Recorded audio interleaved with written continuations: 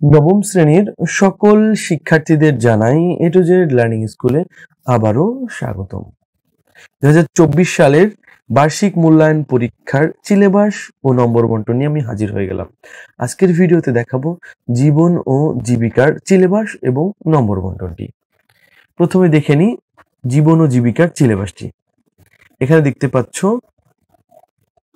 আর্থিক ভাবনা পৃষ্ঠা 1 থেকে পৃষ্ঠা 29 পর্যন্ত, উদ্যোক্তা হিসেবে যাত্রা পৃষ্ঠা 30 থেকে পৃষ্ঠা 60 পর্যন্ত, স্বপ্নের ক্যারিয়ার সাজাই 61 পৃষ্ঠা থেকে 90 পৃষ্ঠা পর্যন্ত।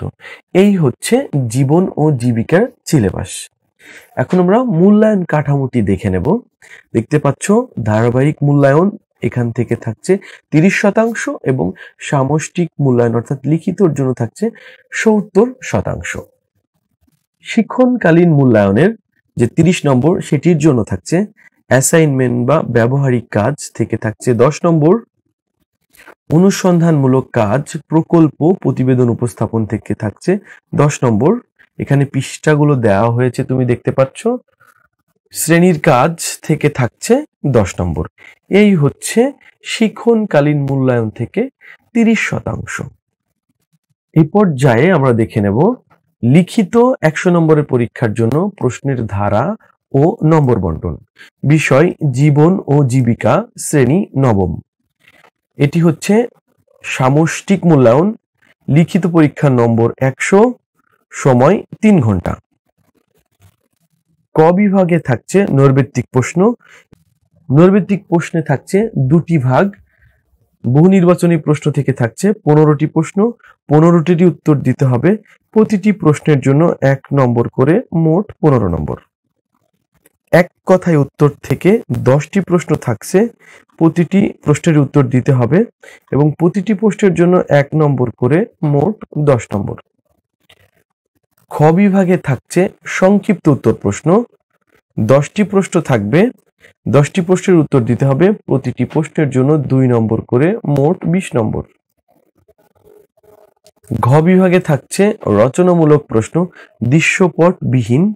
5টি প্রশ্ন থাকবে, 3টি প্রশ্নের উত্তর দিতে হবে, প্রতিটি প্রশ্নের জন্য 5 নম্বর করে, মোট 15 নম্বর।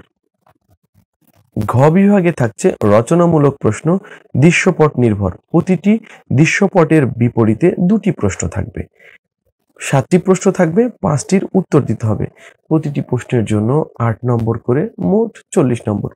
এই মোট 100 নম্বরের পরীক্ষা 3 ঘন্টায় অনুষ্ঠিত হবে এবং বলা হচ্ছে 100 নম্বরের মধ্যে পরীক্ষার্থীর প্রাপ্ত নম্বরকে 70% কনভার্ট করা হবে।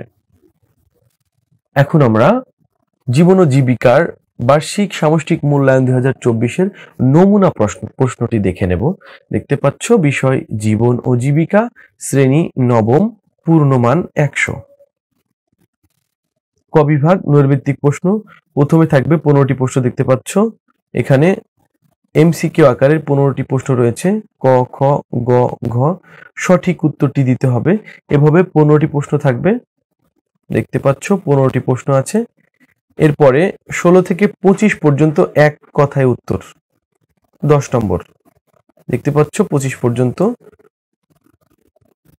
খ বিভাগ সংক্ষিপ্ত উত্তর প্রশ্ন। 10টি প্রশ্ন থাকবে, প্রতিটি প্রশ্নের জন্য 2 নম্বর করে, 20 নম্বর।